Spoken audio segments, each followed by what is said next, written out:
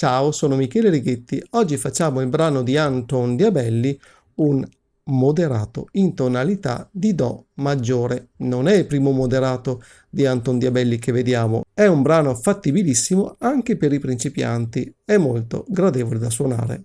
Bene, adesso andiamo a suonare prima a mani separate e poi a mani unite.